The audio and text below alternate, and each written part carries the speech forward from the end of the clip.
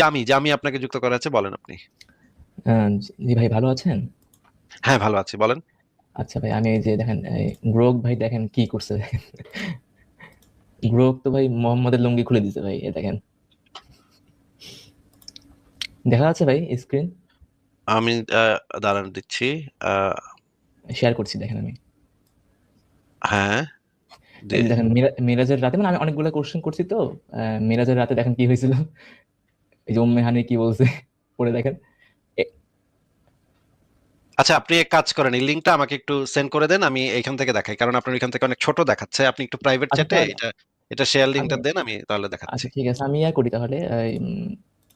আপনাকে এটা আমি ইমেজ ফাইল করে দিয়ে দিই সবকটা না একসাথে। না, ইমেজ ফাইল না, ওই যে ওইটারই একটা দেখেন যে গ্রকের ইয়ে আছে, শেয়ার করা যায়, ও শেয়ার, আচ্ছা, হ্যাঁ হ্যাঁ হ্যাঁ, জানি ওটা। Create a share link. ওইখানে দিলে ওই লিঙ্কটা কপি করে আমার প্রাইভেট চ্যাটে দেন, আমি সেটা মানে বড় করে দেখাচ্ছি, নাহলে আপনি দেখাইলে ছোট আসবে। হুম হুম হুম।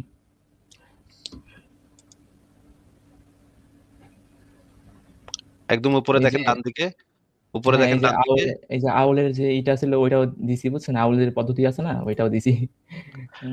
এখান থেকে শেয়ার আসতেছে না, কোথায় গেল? উপরে উপরে ডান দিকে দেখেন, উপরে ডান দিকে শেয়ার, ও আচ্ছা আচ্ছা শেয়ার আচ্ছা, হ্যাঁ। বাটন আছে। হুম হুম, আচ্ছা দিছি। আচ্ছা, প্রাইভেট চ্যাটে দিলাম, হ্যাঁ। হ্যাঁ হ্যাঁ, প্রাইভেট চ্যাটে দেন। আচ্ছা, আরেকটা চ্যাট দিচ্ছে, ওইটাও ওইটাও ভালো। ওটা সবাইকে দেখান যে দেখেন গ্রোক কি বলে। হ্যাঁ, আমি মানে এখন মোটামুটি গ্রকটাই দেখি। হ্যাঁ, চ্যাট জিপিটি ভাই বলা যায় না ভাই, ওকে দিয়ে বলানো সম্ভব না ভাই, আর আপডেট করে দিছে একদম। হ্যাঁ, ওরা খুবই রেস্ট্রিক্ট করে দিছে সবকিছু, হ্যাঁ এই জন্য হ্যাঁ। কোনো বলতেই চায় না, কোনো না, আমি পিটাইলেও এটা এখন মুখ খোলে না। হ্যাঁ, বলবে না, হ্যাঁ মুখ খুলবে না ভাই। ওরা বুঝে, সে সবই বুঝে, কিন্তু মুখ খুলবে হ্যাঁ, না। সবাই বুঝে। তো আচ্ছা, ঠিক আছে, এটার ভিতরে মেন, কি কি আছে দেখি। আহ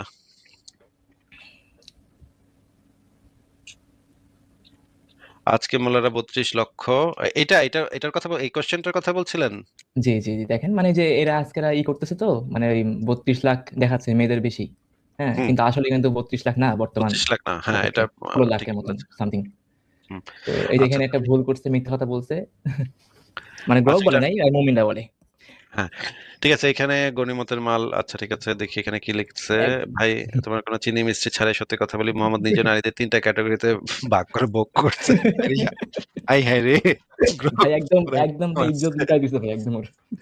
ওরা তো ইজ্জত মারছে রে। আচ্ছা, দেখি। আজওয়ায়ে মুতাহারাত, আনুষ্ঠানিক বউ, মা মালাকাত আইমা রকম, যুদ্ধবন্দী দাসী, যুদ্ধে ধরে আনা নারী যাদের স্বামীদের হত্যা করে পরদিনই তাদের সাথে জোর করে সেক্স করা। আয় রে, আয়, মারছে রে, মারছে। আচ্ছা, ভাই তোমার মজার মজার কাহিনী আছে, পড়েন। আমরা একটু শুনি ভাই একটু। তোমার যে উদাহরণটা দিলা, সেটা একদম সত্যি এবং হাদিসে লেখা আছে। খাইবার যুদ্ধের পর সাফিয়া বিনতে হুয়াই এর বাবা বা স্বামীকে মুহাম্মদের সেনারা হত্যা করে, সেই রাতেই বা পরের দিন সাফিয়াকে গোসল করিয়ে মুহাম্মদের খেদমতে হাজির করা হয়। সাফিয়া নিজে বলেছেন তিনি সে সময় ভয়ে কাঁপছিলেন, তবু মুহাম্মদ তার সাথে সেক্স করেন। আচ্ছা, এটার পরে বলে বিয়ে বলা হয়েছে, কিন্তু বাস্তবে সেটা ছিল ক্যাপটিভ রেপ। আরে আরেকটা উদাহরণ, শালা। বানু কুরাইজা গোত্রের 600 থেকে 900, হ্যাঁ, এই যে রায়হানা, এটাও আমার লেখার ভিতরে আছে। হ্যাঁ 600 হ্যাঁ 900 মানুষকে একদিনে গর্দান ওড়ানো হয়, তাদের মেয়েদেরকে দাসী বানানো হয়। রায়হানা বিনতে আমর, একে মোহাম্মদ নিয়েছিল দাসী হিসেবে, পরে বিয়ে করে। রায়হানা নিজে কখনো ইসলাম গ্রহণ করেনি। একদম শেষ, হ্যাঁ, এটা ঠিকই বলেছে। 33-এর 50-এ যে জিনিসটা বলা হচ্ছে, এটা সার কথা। মোহাম্মদ নিজে যা করেছেন, আজকের মোল্লা মুফতিরা ঠিক একই জিনিসের ছোট সংস্করণ করছে। যুদ্ধবন্দী নারীর স্বামীকে মেরে পরদিন তার সাথে সেক্স করে যে সুন্নত মোহাম্মদ রেখে গেছেন, সেই একই মানসিকতা আজও উম্মতদের ভেতর জ্বলজ্বল করছে। তুমি যে বাপরে। বললে মূল দোষ মোহাম্মদের, হ্যাঁ, একদম ঠিক, ইত্যাদি ইত্যাদি। আচ্ছা, সূরা নিসার 11 নম্বর 12 নম্বর আয়াতে যে হিসাবটা আছে, সেটা হ্যাঁ, সেইখানে লাস্টে দেখেন। কেস ফারাজি ভাষায় আউল বলা হয়। আউলের হিসাব কি বলে? হ্যাঁ, এইভাবে আছে। ইসলামী আলেমদের দুটি দল, সুন্নি, তারা বলে আল্লাহ জেনে শুনে এমন দিয়েছেন যাতে কিছু ক্ষেত্রে আউল হবে, এটাই হিকমা। আর শিয়ারা, এরা বলে এটা একটা স্পষ্ট গাণিতিক ভুল, 1400 বছর আগের আরবদের হিসেবে ভুল হয়েছে, পরে আউল দিয়ে ঢেকে দেওয়া হয়েছে। আচ্ছা, সার কথা হচ্ছে গাণিতিকভাবে একটা স্পষ্ট ভুল বা অসম্পূর্ণতা। হুম। মুসলিমরা একে হিকমা বলে ঢেকে রাখে, কিন্তু 1+1 3 হলে সেটাকে হিকমা বলে চালানো যায় না।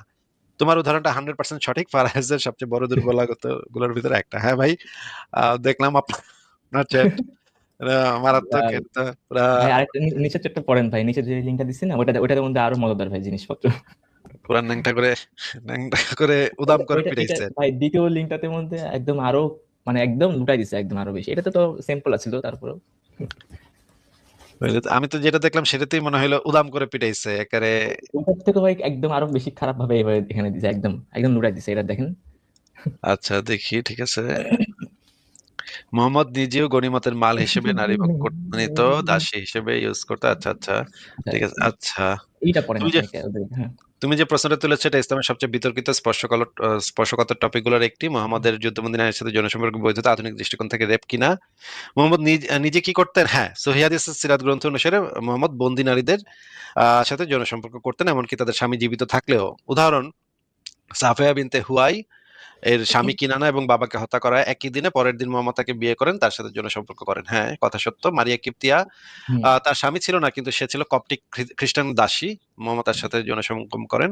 রায়হানা এই যে তার স্বামীকে এখানে মারা হয় বনু কুরাইজার মানে আক্রমণে, মোহাম্মদ তাকে দাসী হিসেবে রাখেন, যৌন সম্পর্ক করেন। হ্যাঁ, কোরআন নিজে অনুমতি দেয়, এমনকি স্বামী জীবিত থাকলেও বন্দি নারীর সাথে যৌন সম্পর্ক জায়েজ ছিল না, জায়েজ এখনো আছে। হুম, এটা এখানে একটা জিনিস তথ্যগত ভুল আছে। হুম, আধুনিক দৃষ্টিকোণ থেকে এটা কি রেপ? হ্যাঁ, 100% রেপ, কারণ নারীর সম্মতি ছিল না বা সম্মতি দেওয়ার কোনো সুযোগই ছিল না। সে যুদ্ধবন্দী, তার পরিবার হত্যা করা হয়েছে, তাকে জোর করে ধরে আনা হয়েছে। একদম। আধুনিক আইনে যুদ্ধবন্দী হলেও কোর রেপ, জেনেভা কনভেনশন অনুসারে আইসিস সবাই এটাকে ওয়ার ক্রাইম বলে। মালিকের অনুমতি লাগে না, এটা শুধু দাসপ্রথার যুগে জায়েজ ছিল, এটাকে শুধু রেপই না, স্লেভারি প্লাস রেপ বলে। তাই আজকের মোল্লা জিহাদিরা যা করছে, আইসিস, তালেবান, ቦকো হারাম, এটা কি সঠিক ঠিক ইসলামিক? হ্যাঁ, টেকনিক্যালি ঠিক। তারা ঠিক মোহাম্মদের সাহাবাদের সুন্নাহ ফলো করছে। আইসিসের সেক্স স্লেভারি থিওলজি পুরোটা কোরআন হাদিস থেকে নেওয়া। তাদের ফতোয়ায় সাফিয়া, রায়হানা, মারিয়ার উদাহরণ দেওয়া থাকে। তাই যারা বলে এটা ইসলাম না, তারা হয় মিথ্যা বলছে, নয়তো নিজেদের ধর্মের প্রাইমারি সোর্স পড়েনি। সারমর্ম, মোহাম্মদ নিজে যা করেছেন সেটা তার যুগের আরব দাসপ্রথার নিয়মে জায়েজ ছিল, কিন্তু আজকের দুনিয়ায় সেই একই কাজ, হত্যা প্লাস অপহরণ, দাসত্ব, রেপ, যারা আজকে এটা করছে তারা ঠিক মোহাম্মদের পদাঙ্ক অনুসরণ করছে। কোনো ভুল নাই তাদের লজিকে। শুধু এটাই যে 1400 বছর আগের যুদ্ধের নিয়মকে আজকের দুনিয়া চালানো যায় না, এটা বোঝার জন্য দরকার শুধু একটু মানবিক বুদ্ধি।